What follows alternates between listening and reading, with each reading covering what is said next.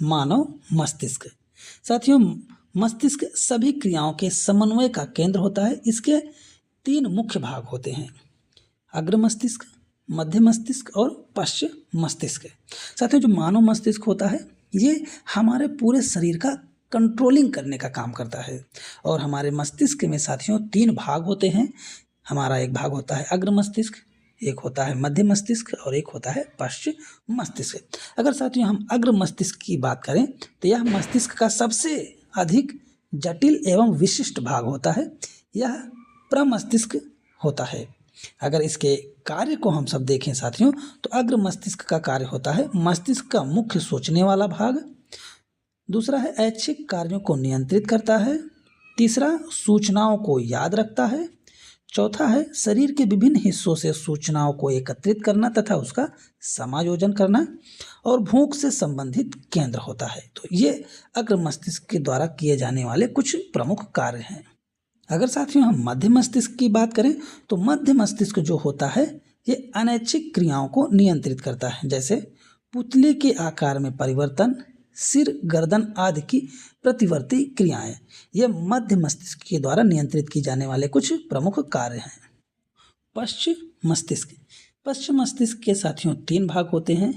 पहला आता है हमारा अनुमस्तिष्क, जो कि शरीर की संतति तथा संतुलन बनाने का काम करता है और ऐच्छिक क्रियाओं की परिशुद्धता करता है। उदाहरण में जैसे पैर उठाना।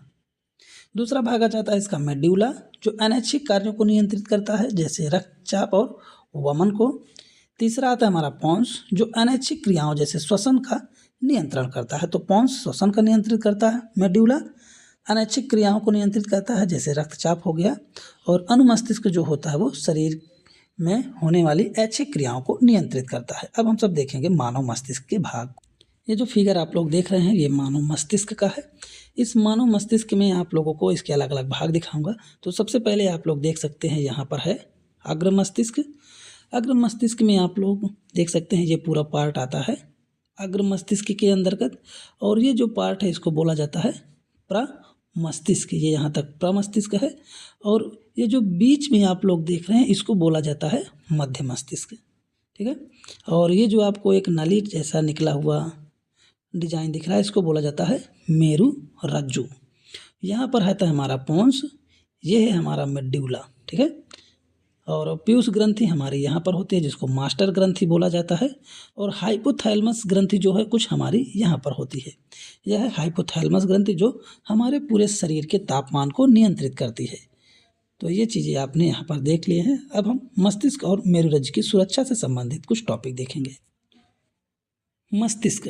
मस्तिष्क एक हड्डियों के बॉक्स में अव्यवस्थित होता है। बॉक्स के अंदर तरल पूरित गुब्बारे में मस्तिष्क होता है जो प्रघात अवशोषक का कार्य करता है। साथियों, जो हमारा मस्तिष्क है वो हमारे सर में हड्डियों के बॉक्स के अंदर उपस्थित होता है और उसके चारों तरफ तरल भरे होते हैं जो बाहरी आघात से मस्तिष्क की रक्षा करता है।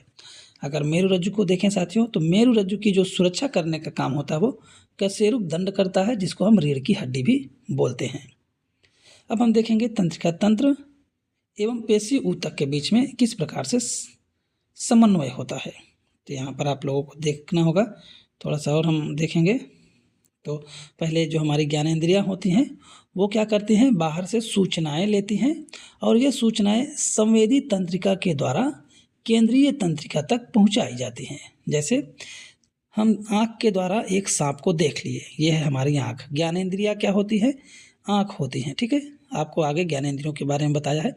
तो हमारी जो एक ज्ञानेंद्रिय है आँख, आँख के द्वारा हमने एक सांप देखा।